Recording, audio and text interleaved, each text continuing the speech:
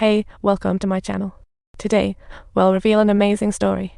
The man led him to the monitoring room, and Liam was scrutinizing the footage just as the sound of police sirens blared out. Time was running out. Liam sped up and saw his ex-wife seized by black-clad men.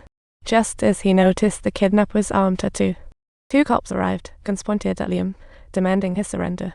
Despite their shouts, Liam remained unresponsive, like a picky eater. He needed to spot the killer's tattoo for clues. After getting it, Liam raised his hands calmly, becoming a suspect so easily. Delighted, as if winning the lottery, he swiftly told the detective, soon to face justice as the car raced to the highway.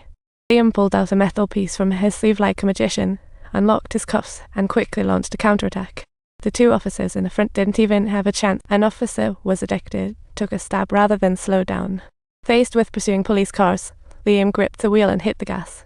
The car smashed through warning signs and sped against traffic, using agile maneuvers to weave through. Other cars were left scrambling, some even crashing. Suddenly, a car came barreling in like a bolt from the blue, losing control. Liam swiftly dodged and took the chance to escape during the chaos, borrowing a cop's walkie-talkie and phone on the way out. Driving away in the police car, Liam didn't look back as he sent the gathered intel to the police. The police quickly pursued him while he skillfully maneuvered through the city. Seeing the road ahead blocked, Liam boldly drove into a U-shaped parking lot, where the thrilling chase left him with no way out. With the data transmitted, he calmly drove the car into the elevator shaft, sparks flying as it plunged down. Liam hastily escaped from the vehicle, and the very next second, he promptly dialed the detective's number, insisting on his innocence. He requested 2 days from the detective to find the real culprit, but the detective reminded him that this wasn't a judge's call. The officer's job was to catch the suspect, so Liam straightforwardly tossed his phone into a passing bus, denying police any chance. Back at the secret base, his comrade Sam had been waiting a while, as he needed help to attend an impending funeral. The police conducted all-around surveillance near the graveyard. Sam disrupted it with a signal jammer. Afterward, he embraced Mills, relaying Liam's message to her.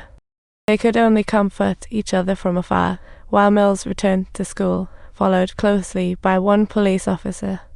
As usual, she went to the convenience store and got her drink from the 4th row, a habit only her dad knew. Spotting the drink's message, she knew it was from her dad, drank it at once, then tossed the bottle and left. Officer Mills' activities were all reported back to the detective, who continued the surveillance. The store owner told him that the girl came in daily for a drink, but this time she actually drank it inside. The detective discovered the discarded bottle and, noticing something off, quickly called the officer. He instructed him to follow the girl, just as Mills felt a wave of nausea during class. She rushed to the restroom, where Liam suddenly appeared, covering her mouth and pulling her into a stall. He took off the listening device, wrapped it in special material, gave her anti-nausea medicine. The father-daughter reunion finally arrived. Just as he was starting to recover from losing his ex-wife, Liam heard a shocking revelation: his daughter was pregnant. She had actually wanted to tell him for ages, but just hadn't found the right moment. A lot had happened lately, leaving her feeling overwhelmed and unsure of whom to confide in.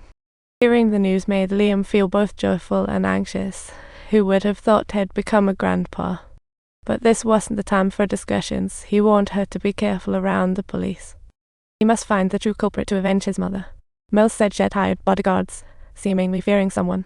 Just then, many officers arrived at the school to arrest her, but she had fled. As he made his escape, Liam tossed a grenade into an unoccupied area. The blast triggered alarms, and the entire school's fire sprinklers activated, causing instant chaos. Liam took advantage of the crowd's chaos to slip away, while on the other side, stepfather Stu was preparing a stash of cash. Accompanied by bodyguards, Stu departed from the company, and Liam drove all the way behind him, eager to find out what this guy was up to. Little did he know, Stu was just bait. Suddenly, a massive truck came barreling in from behind, smashing into him, sending Liam's car rolling multiple times before finally stopping.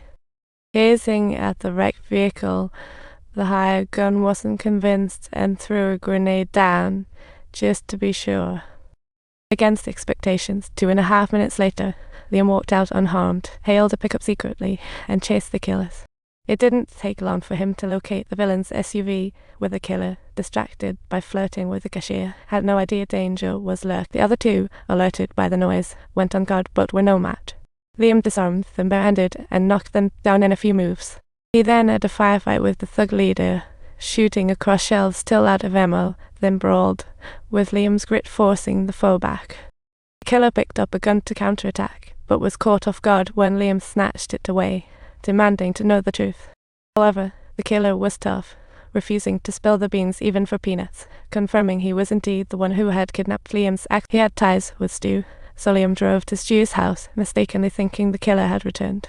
But instead, he was greeted by Liam's fists, who then dragged him to a deserted seaside shack. Skipping the questioning part, without hesitation, he beat him up, demanding why he was framed. It turned out Liam jumped and hid behind a rock to survive the cliff fall. If you enjoyed this story, don't forget to subscribe to my channel. See you next time.